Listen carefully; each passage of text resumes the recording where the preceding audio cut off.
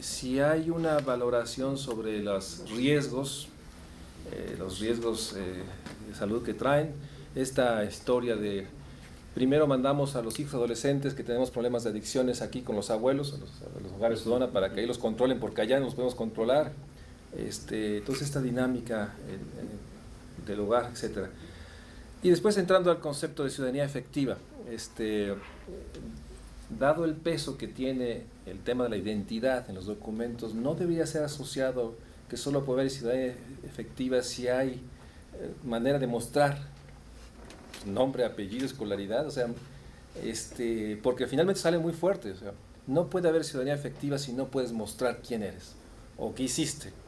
Entonces está asociada el tema de identidad con ciudadanía efectiva y yo creo que habría que ponerlo desde el principio porque entonces pues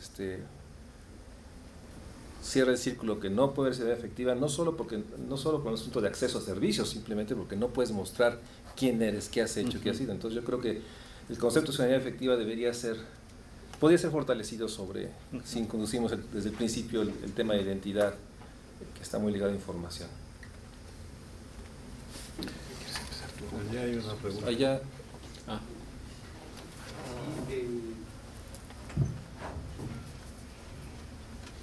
Me llamó mucho la atención cuando se afirmó que era la migración también un asunto de la edad productiva. Supongo que se van para mejorar ciertas condiciones en su calidad de vida. También se afirmó que cuando estas zonas prioritarias, que es donde hay también algún tipo de migración, recibían ciertas transferencias o accesaban a algunos programas, sus condiciones mejoraban. Pero mi pregunta o la inquietud que tengo es que si cambia el estatus de atención prioritaria de estas localidades, porque supongo que si migran y si califican para accesar a todos estos programas, mi pregunta es si en realidad se traduce eso en una mejora de la calidad, porque si regresan y se atienden en los sistemas de salud por enfermedades que traen de allá, entonces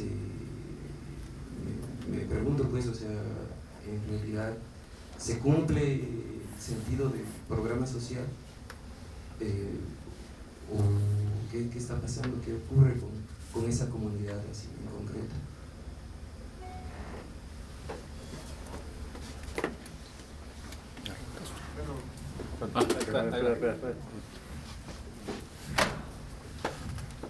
A mí me llama la atención en este aspecto de los que retornan. La parte de migración es muy complicada de medir en términos demográficos. No podemos decir si hoy se van a ir 1000 y van a retornar 3000. Tiene un momento espectacular esta crisis, que regresaron demasiados. En términos presupuestales están medido en esta parte de la SAP, porque ¿qué pasa cuando regresan en este tiempo extraordinario de crisis, que regresaron más migrantes de lo acostumbrado? Yo me imagino que como gobierno tienes ya sea municipal o a nivel federal, tienes un presupuesto para cubrir ciertas dimensiones y atacar esa dimensión, y de repente la población te crece a más de lo que tienes en el censo y tu proyección, porque los migrantes regresaron. Entonces, ¿qué soluciones podríamos darle a esa parte, no solamente interna, sino externa también con la parte de Estados Unidos? Porque se manejó mucho aquí que estamos cubriendo las enfermedades que se adquieren allá, aquí las atienden. Y sí, hay muchos casos de mexicanos que regresan a atenderse a las instituciones públicas, regresan bien a trabajar allá de nuevo, y el costo está siendo para nosotros, no para Estados Unidos. Muy bien, entonces, Israel. Bueno, antes que nada, agradecerles a todos por sus preguntas, sus comentarios. Realmente me han servido mucho para ver de dónde está cojeando el estudio, dónde podremos entrar un poco más para revisar este componente de migración. Quisiera empezar con algo que tuve que haber dicho antes, y es una declaración de principios. La declaración de principios es: un ciudadano mexicano tiene todo el derecho a migrar y moverse por el país y fuera del país cuando se le dé la gana. Hago esta declaración de principios porque este estudio, nuestro estudio, se ubica en un lugar que quiere alejarse de esta cosa fácil de los programas sociales hacen que migren, ¿no? Y si eso pasa, ¿qué? Es un ciudadano mexicano tiene toda la libertad de emigrar. Y en ese sentido también un ciudadano mexicano tiene todo el derecho de atenderse de lo que le pase médicamente aquí en China, en Cherán o en donde sea.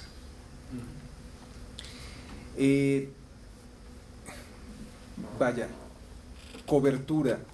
Sí, tenemos un problema, bueno, yo no le llamaría un problema. En nuestra encuesta SAP 2009 había una subcobertura. Lo que nosotros, o sea, nos sorprendió mucho que nos saliera tan baja la cobertura de oportunidades. Sin embargo, vaya, no nos salía tan descabellada la cobertura de 70 y más y Seguro Popular. Creo que tengo que entrar un poco más a comparar estos datos con datos de oportunidades y ver si realmente, digamos, la otra parte podría estar en pal. Lo que sí me sorprendió, y por eso entré a indagar niños, es que 1 de cada 2 niños sí está en oportunidades. Pero ya cuando metemos hogares, ya sí. Entonces dije, bueno, ahí vamos. Bueno, es que el 50% fue en 2011 y yo tenía 1 de cada 3 en 2009. Entonces sí es algo que tenemos que tenemos que cruzar con otras fuentes y ver qué está pasando. Definitivamente sí hay un problema que hemos visto en esta zona, no solamente con esta encuesta, sino es el problema de que la SAP es lo más disperso que hay y que viene a la pregunta es si en estas zonas es donde se incurren en más costos para poder tanto cumplir con corresponsabilidades, tanto para obtener los papeles, tanto para llegar y tomar los 100 pesos de camioneta pecero, para poder llegar a inscribirse.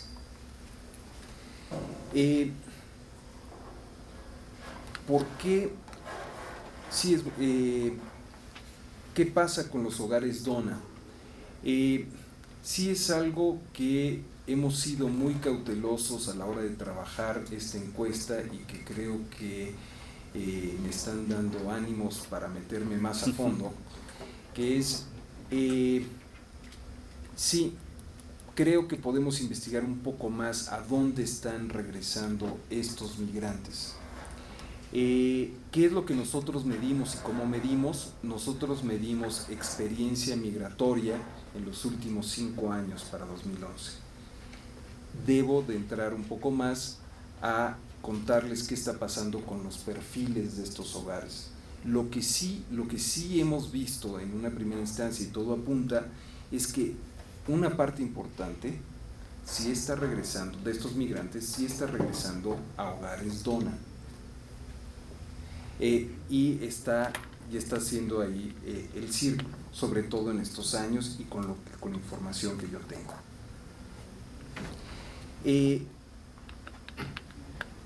En estos hogares, con lo que yo denominé hogares con una experiencia migratoria, que incluye tanto migración de retorno como hogares que tienen a migrantes en ese periodo, lo que nosotros entendimos como rezago educativo o por qué se ve ese rezago educativo está básicamente puesto en el telón de los hogares Dona.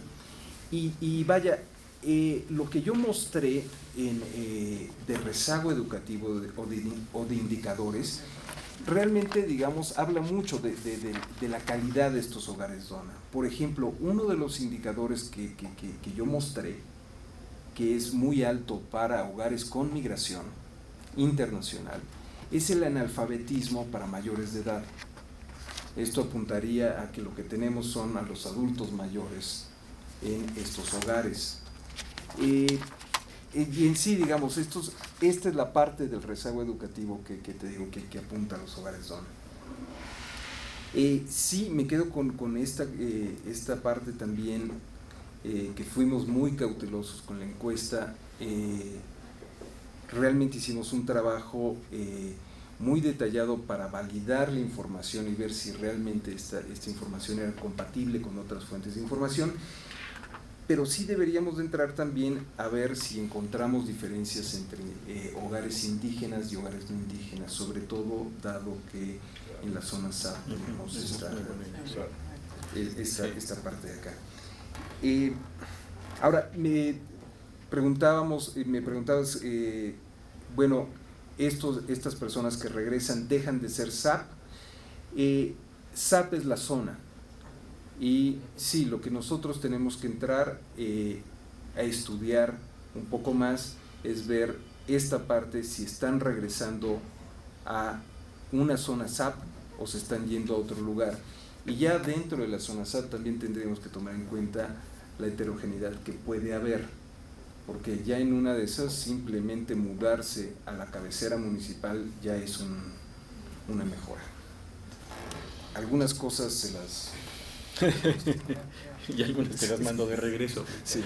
Pero bueno, me encantaría tal vez no autoinvitarnos aquí para enero, febrero, pero sí invitarlos a ustedes para que en enero, febrero nos acompañen a la presentación del reporte del estudio completo. Porque allí en los capítulos de salud, educación y población habrá muchos más detalles. Efectivamente, está estudiado con mucho detalle el perfil demográfico de quienes retornan y cómo esto ha cambiado entre los dos quinquenios de este siglo, ¿no? Por lo menos, lo cual ya en sí mismo es un avance muy importante. ¿Y a dónde regresa? También en el último quinquenio, y no me canso de repetirlo, pero la debacle de las grandes ciudades de la frontera norte debido a la crisis de Estados Unidos es más que evidente, de tal manera que desaparecen de las trayectorias de retorno, y por el contrario aparecen, no, en parte en términos relativos, pero en parte en términos absolutos, ciudades medias del centro occidente o de muchos lugares del país, de zonas no pobres, ¿no? Pero desde Querétaro hasta Nayarit, hasta Sinaloa, y centros turísticos. Y entonces, bueno, sí hay mucho estudiado, no se los vamos a detallar ahorita, les podríamos mostrar los cuadros de otros capítulos, pero yo creo que no. Nada más decir respecto del resto del estudio una cosa, que es algo que se llama el efecto salmón. Los hispánicos en Estados Unidos llegan a Estados Unidos como migrantes mexicanos sin educación, pero llegan allá con mejores niveles de salud, manifiesta en todos sentidos. No es únicamente que vayan menos al médico, lo cual sucede, sino que tienen menos tabaquismo, tienen menos alcoholismo, sus hijos nacen con una menor proporción de peso bajo, etc. Esta ventaja va desapareciendo, ¿no? Con el tiempo. A los 13 años ya tienen las mismas características que la población hispánica de Estados Unidos, y varios de sus índices se asemejan a los de la población blanca, que curiosamente no es la de mejor salud. Pero el efecto salmón, ¿qué es? El efecto salmón es la doble selectividad del movimiento, o la selectividad positiva y negativa del movimiento. Se van de México quienes tienen salud un poco mejor que el resto, ¿sí? Y bueno, si pensamos que tenían que caminar 3 días en el desierto, esto ya por sí limpiaba un poco la población. Y regresaban a México quienes tenían peor salud que los que se quedaban en Estados Unidos y peor salud que los que no se habían ido. Entonces, este efecto salmón lo que hace... Tienen toda la libertad de moverse, pero también debes estimar lo que hace la migración con el costo de las políticas públicas. Y en ese sentido, sí hay un costo para las políticas públicas producidas por este efecto Salamone. Nada más era una cosa que quería mencionar del estudio grande. Bueno, obviamente el asunto de oportunidades es que se mide titular y becarios, nada más, no se miden hombres, niños de menos de 7, etcétera, ¿no? Y eso hace una diferencia. Pero sí vimos mucho movimiento del padrón, ¿o me estoy equivocando? Sí, ¿verdad? Ok. Pero sí vimos mucho movimiento del padrón y muchas familias que decían, me lo quitaron porque me dijeron que se le iban a dar a una familia pobre. O sea, en estos 3 años, yo no sé por qué, hubo mucho movimiento del padrón de oportunidades. Familias que decían que seguían cumpliendo. No nos metimos a profundizar en eso, porque no era el tema, pero sí pasó y sí lo vimos. PAL, en 2009, cuando pusimos por primera vez las preguntas en la encuesta, era muy chiquito, 240,000 familias. Y sí deben haber estado en zonas de atención prioritaria, desde luego. Pero era para que saliera bien en una encuesta de 9,000 hogares. Estaba muy difícil, entonces decidimos no preguntar. Y tampoco lo hicimos en los estudios de caso, pero eso lo podemos hacer, porque vamos a seguir haciendo estudios de caso. Si logran capital humano, preguntaba Fernando. Yo soy más bien fanático de lo que llamaría las competencias inespecíficas y las actitudes de la migración, algo que te comentaba hace un momento, Delfino. Es decir, me da la impresión de que regresan con mucha más noción y decisión de buscar servicios y buscar derechos, pero también, por ejemplo, el hecho de que surjan los centros turísticos como destino en México habla de que cierto inglés les da una ventaja competitiva en ciertos lugares de México, y no son todos los que están buscando esos lugares, ¿no? Pero algo que hemos enfatizado mucho, durante mucho tiempo, es la sinergia con el desarrollo local. Hay desarrollo local interesante, van a buscar cómo insertarse allí con alguna competencia que hayan generado, que puede haber sido administrar un negocio chiquito o aprender a mover cajas de berries, que es delicado. En fin, hay muchas competencias que seguro que no podrían ellos nombrar en el momento en que llegan a México, pero que si hay un desarrollo local les va a ayudar a insertarse, a hacer algo bien y a ganar dinero. Entonces yo sería más bien partidario de decir eso. Registro civil. Hay una ley nacional, hay condiciones que tienen que cumplir. Yo no sé por qué no se pide que cumplan siempre. O sea, ¿por qué es posible que siga habiendo 2 CURPs iguales, o una sola CURP para 2 personas y una persona con 2 CURPs? Esto sigue permitiéndose y no es, en una era informática, no es tecnología extraña, es muy simple, pero sí se necesita una decisión importante y se necesita que todos los municipios, incluso los pobres, tengan un servicio en línea. Pero no es algo extraordinario. Ahora, por ejemplo, más discriminación. Cuando muchos de estos servicios se afilian por brigadas o por campañas, ¿no? Entonces llega la brigada al pueblo. Corren las personas a enterarse de qué necesitan, ¿no? Y entonces el registro civil sube las tarifas. Perdón, el acta en 3 días, no, cuesta 1,000 pesos. ¿Pero por qué si costaba 100 pesos? No, es que en 3 días estamos saturados, te va a costar 1,000 pesos. Bueno, está bien. Eso pasa mucho. La identidad ante todo. Hay un problema, estuve hablando con Mariclera Costa sobre esto. El derecho a la identidad está reconocido en México a través de la Convención de los Derechos del Niño, pero no está reconocido en otros instrumentos de alto nivel.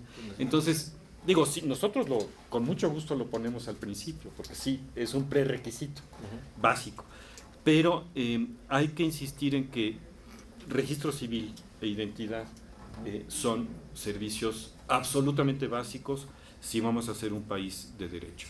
El asunto de si dejan de ser SAPs precisamente por estos programas y porque hay remesas es una pregunta muy interesante. Lo que sabemos es que cayó de 2007-2011, que eran 1,251 municipios SAP, a 849 municipios SAP en 2012, en la declaratoria de 2012, pero como esto se basa únicamente en el índice de marginación y es un índice normalizado, no sabemos qué es lo que esto quiere decir en términos de si dejaron de tener características, es decir, si hubo, ¿cuántos? 400 municipios que dejaron de tener características alarmantes. esto no te lo puedo responder. Sí se puede responder haciéndolo con absolutos, pero eso no lo hemos hecho.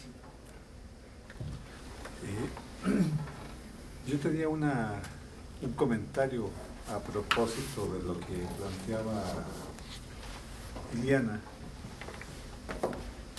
y es que la encuesta LELIG, a pesar de las 7 visitas durante la semana o las hasta 5 visitas para el módulo, nunca da cuenta cabal de lo que dicen los registros administrativos de los programas sociales.